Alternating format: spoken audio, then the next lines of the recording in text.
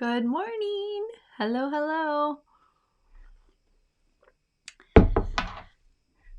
I did not schedule this one in advance. I know normally it shows up as an option to get notified and to sign up, but I've been traveling all week and I did not know if I would be going live from Los Angeles where I did not have my normal computer but here we are. And just to introduce myself. For those of you who may be joining us for the first time, my name is Tina Swithin. I am the author of Divorcing a Narcissist, which is a whole series, and also the founder of One Mom's Battle. Good morning, Jenny. I come to you every week. I am not qualified to give you legal advice. We come together as a community of survivors, but every decision you make on your case should ultimately be run past your attorney because they are qualified to guide you and give you legal advice. I am not.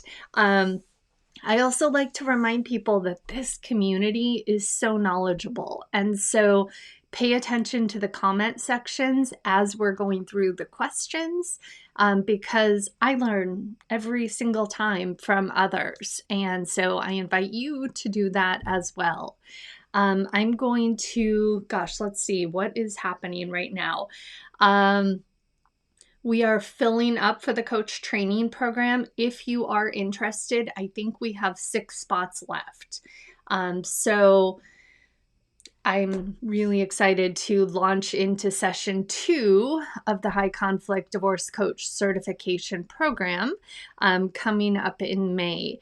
April is going to be a big month for me. We have been waiting for 5 years for my ex-brother-in-law's criminal trial.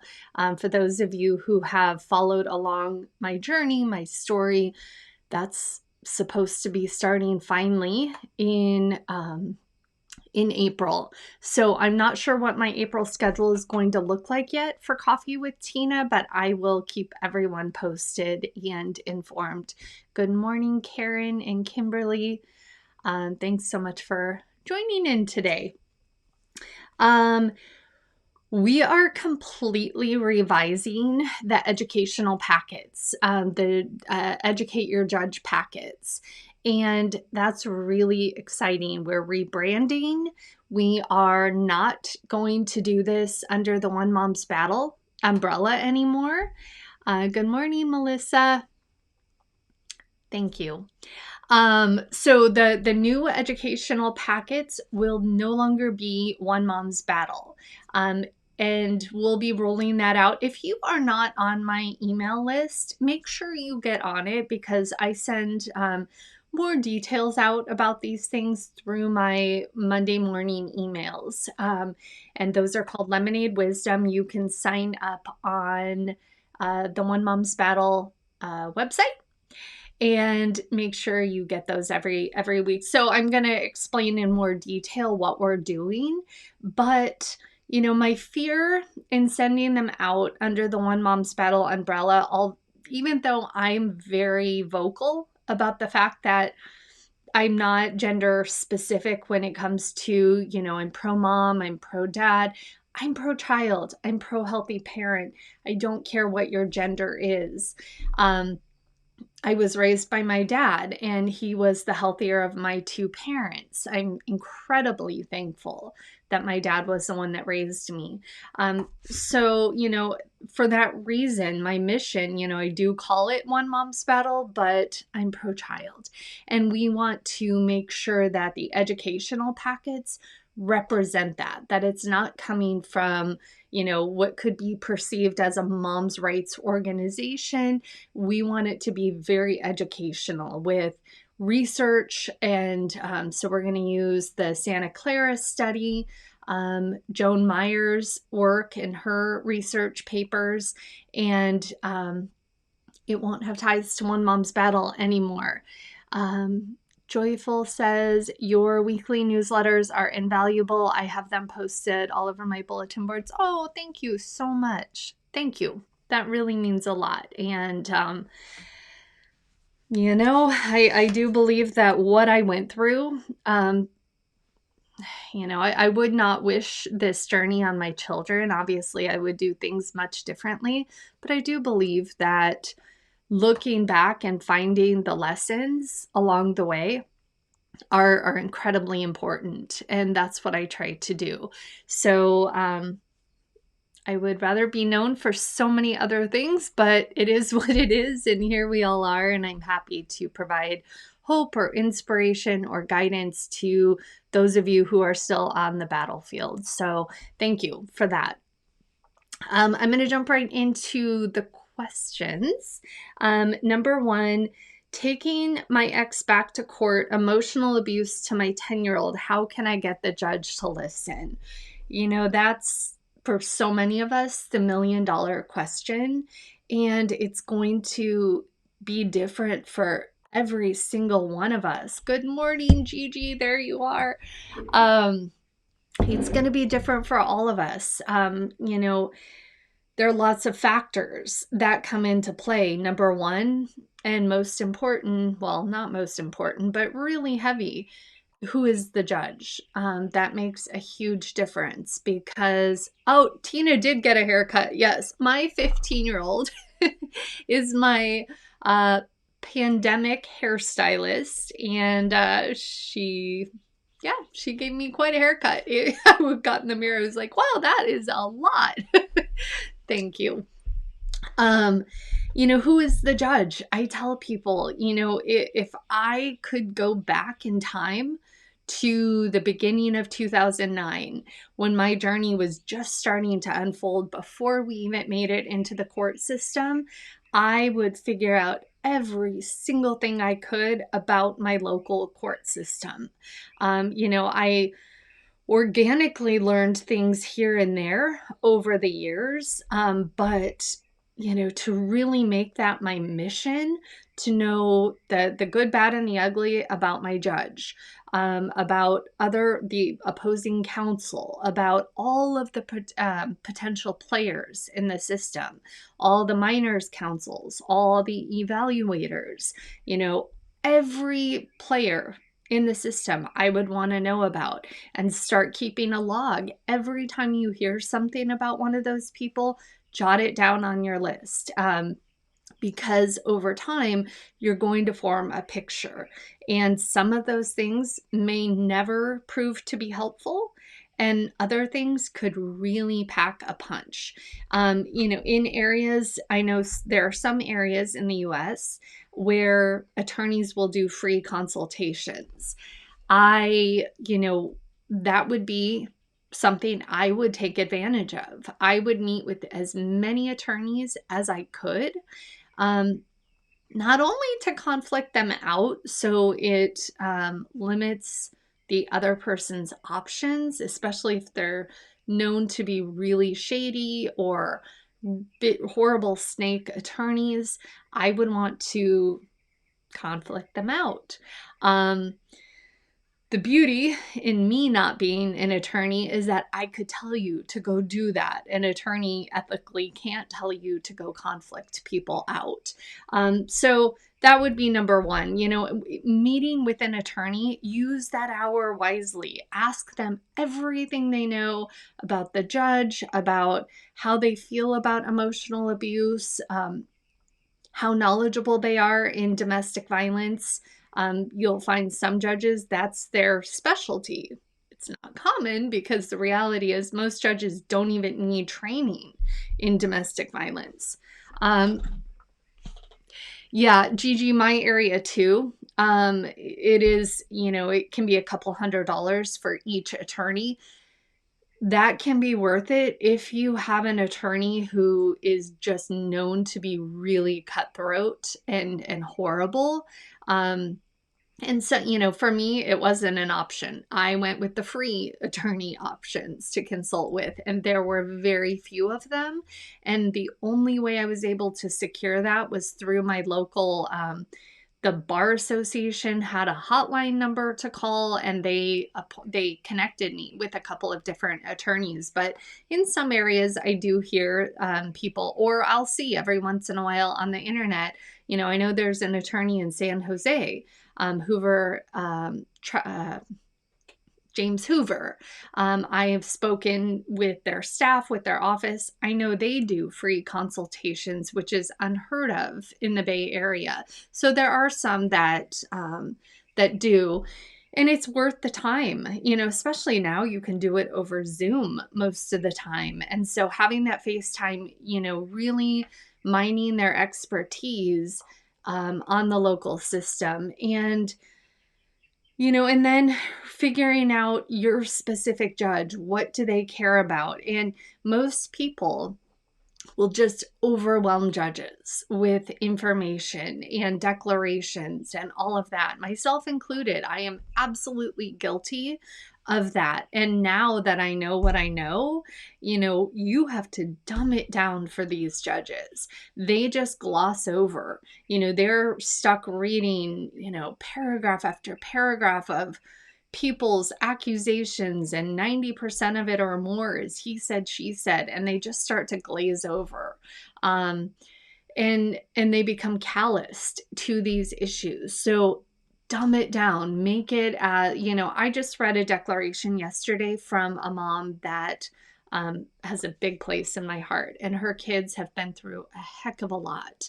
And her attorney took probably an 8-year battle and condensed it into 8 pages, and it packed a punch. And I sat there in awe reading this, because I thought, I don't even know if I'm good. Sometimes I feel like I'm the chopping block, where I'll be like, cut. I used to edit blogs when I worked in PR and marketing. And so I became the chopping block for written material for blogs. And so I'm really skilled at going in and taking out the fluff. And I don't even know that I could have whittled it down to an 8-page packing a punch, power presentation that really was easy for the judge to read.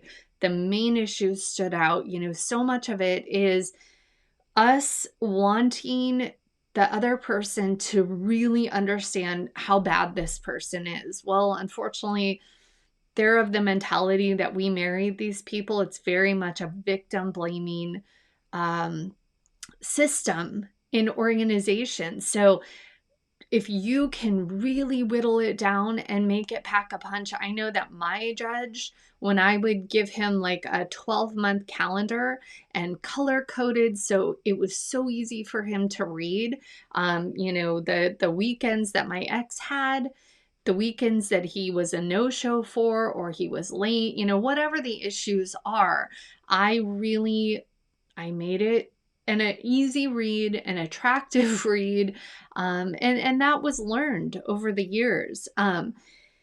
If you are looking for a way, if you don't have a system that works for you, I have an online course to share my own documentation system, which is very much, building a timeline and then categorizing. What are the categories in your case? What are the examples of each of those? I was able to protect my children. The final ruling had to do with emotional abuse. The judge went on record and said that my ex was a liar, and addiction issues. That's hard to do. I do consider myself to be somewhat of the rare unicorn in the court system, where over the years I was able to prove emotional abuse. Most judges, that the easy way is for them to go, where are the bruises? And even if you have pictures of bruises, how do you prove what happened? Because again, most of it is hearsay or he said, she said. So your presentation in court, whether it be your actual presentation or what you're submitting, has to be so fine-tuned and detailed and to the point and removing the fluff. That's what's been successful for me. And I know so many of my other clients. Somebody asked something about proceedings we can watch. That this is a great example of why it's so important to get involved with the OMB chapters. You can go to the One Mom's Battle website, click private chapters at the top. It will walk you through exactly what you need to do to join your local chapters, because I know,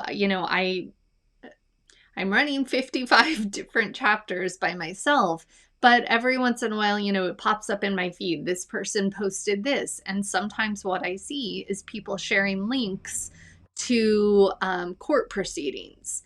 What do you consider fluff? Opinions. I'm big on what are the patterns of behavior and what are significant examples of each of those. And so when I talk about fluff, it's the extra words. When I was editing blogs, and that's where I feel like I got really good at my writing and the paralegal course that I took. I did the certification program a year and a half ago. It's very much scrub it down. Get rid of anything that doesn't matter. Just focus on the main points. And sometimes you're going to have so many main points that, okay, what are the most important? What are the most significant examples that you can use, and get rid of all of the rest? Jenny says, your documentation system is fantastic. Watching the tutorial has helped me so much. Game changer. Thank you for sharing that. I fine-tuned my documentation system over the years, but it was very much, the final finishing touches and polish and bow on it was when I had to compile my entire case for Lisa Bloom, Gloria Allred's daughter. And I had a 2-week period of time to give them 10 years and to bring them up to speed on everything that had happened. And it was intense. It was a blur. I drank a lot of coffee over that 2-week period of time. But I really fine-tuned my system. And I remember getting a call from Ari, her associate attorney, who said, you get an A+, and if you ever want a job, you're hired. Because if all of our clients submitted this type of, material to us, it's very rare to be able to get up to speed on 10 years of a case in a matter of hours. So much of what I do can save you time, which equals money if you have an attorney. Good morning, Janelle. I love seeing your face. Well, I don't really get to see your face. I kind of get to see a tiny little blurb, but I love seeing your name. So many of you, I really appreciate you tuning in every week and joining us. Okay, so next question. How do I get my child therapy even though my ex and I have joint legal custody and he refuses? That's a question that comes up a lot. I know. Hi, Alex. And it's one we talk about here a lot. If somebody else has input, experience, I would love to hear your comments as well. But I'll share things that I see help people, things that have helped me. First of all, it can pose as a red flag. I don't know how far you are into your custody battle, but it can pose as a red flag if a child is showing signs of regression, signs of struggling with the new arrangement, or, if it's a new divorce. Divorce in general is hard on kids. And so a healthy parent would want a child in therapy, at a minimum, to hear from the therapist that all is well and there's no issues or no concerns. This is just normal. Some judges do see it as a red flag when a parent is denying therapy to a child. So, really, this is where documentation comes in. Why does the child need therapy? Really documenting any areas of regression. That could be sleep regression, potty regression. I know a lot of kids will come home catatonic or, just out of sorts, regressing in speech. If they're little, maybe now they're talking baby talk. I remember my youngest daughter did that for a while. She would come home at 4, and for the first day or two, she would talk like a baby. She would and act like a much younger child. And her therapist said, "You know what? She needs you to come in and be nurturing and, instead of saying, we don't talk like a baby, that type of thing, validate her, make her feel heard in her little 4-year-old voice and body." And so being extra nurturing, extra loving, meeting her where she is and making it okay, for whatever reason she's needing to do that. And so those types of things, so going back to the original question, going to a pediatrician and saying, "Hey, these are all of the things that are going on. We are in the middle of a contested custody issue. I've never been through anything like this. I'm not sure how to help my child. Do you recommend therapy? If so, can you put that in writing?" And then a step further would be, do you have therapists that you recommend specifically for divorcing families? Or child custody situations. And then being realistic about your expectations. For me, I never went into a child therapist expecting them or, demanding that they become a part of my case. In my mind, they were there for my child. They were there to fill my child's toolbox. And, that's separate from my case. And then if, worst case scenario, if you can't get your child in therapy, find a child therapist that you can go to with all of the problems that present themselves and get their direction. My goal would be in going into a therapist is my hands are tied by the system, by my ex. I can't get my child into therapy, but I need to fill my toolbox with as many tools and resources as I can so that I can help my child navigate all of these issues that they shouldn't be facing, but radical acceptance, they are. And so that would be, one way, an angle to get around that. With anything, my disclaimer in the beginning, I can't give legal advice, but that's kind of what I see work for people and what I've personally done. Gigi, I don't ask my kids questions about their visitation. I only respond when they bring it up. Absolutely. My daughters and I drove home from LA last night, and first of all, we are no longer in the system. His rights have been terminated. So I am able to talk to my daughters much more openly than I ever could before. And, fill your bucket books. The bucket books are fantastic if you have young kids. Thanks for saying that, Alicia. My daughters, their memory is not of me drilling them when it came to visitation. And my daughters were openly sharing with me, when things would happen at his house. We would come back and we would be afraid to tell you because we didn't know if we'd get in trouble for the things we did or, and I said, tell me more about that because I don't think you would have been in trouble. And their perception of it was he made the things seem so bad that we were afraid of talking or afraid of getting in trouble with him or whatnot. I remember there was one point where they would come home and I knew something was off. And it could be 2 weeks before whatever the said incident revealed itself. And sometimes it would be because they drew a picture at school and the teacher called me, those types of things. And I remember their therapist saying to me, because I was really big on not, when they came home, not saying, what happened that's not appropriate. But we started doing high, mediums, and lows. So every night at dinner, what was your high, medium, and low of the day? And it got their brain thinking and compartmentalizing things into this was good, this was bad, because sometimes kids can't articulate, they don't have the right labels. And so that was a really good way in general, as a parent, to keep lines of communication open. But if they came back Monday night, what was your high, medium, and low of the weekend?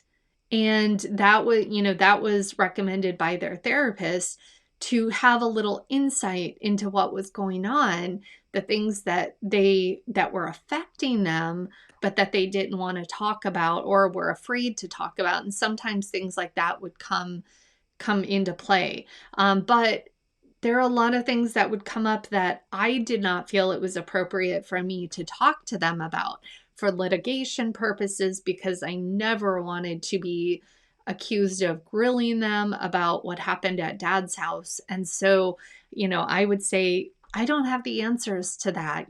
Thank you for sharing. How did that make you feel? Let's table this until we talk to your therapist on Tuesday night. Maybe she'll have some answers for how we respond to this. Jenny says, my attorney said video just documenting isn't enough. And that's interesting, because most attorneys and most family court professionals tell people, do not videotape your children. It's usually a pretty big no-no, and I've heard that really backfire on people. So I'm wondering if that's specific to your state or your circumstances and what's going on. Good morning, Dina from Minnesota. So next question. Let's see. How do you hold your ex accountable for lying in court, committing perjury? Good luck. That I remember hearing from minors counsel once that in his 25 years of practice, he had never seen anyone held accountable for lying. The reality is, and I think some of it becomes political. The DA's office, their little notches that they collect, they don't, their concern is prosecuting cases that are going to make their record look really good for re-election. I think they would see family court in general as very small fish. So getting them to minnows or tadpoles, getting them to bite on a proven perjury situation would probably be a very tall order. There's also a mentality in family court that everyone lies. It's just become an accepted, in the minds of judges and other family court professionals, it's almost accepted. And that is a huge problem in family court.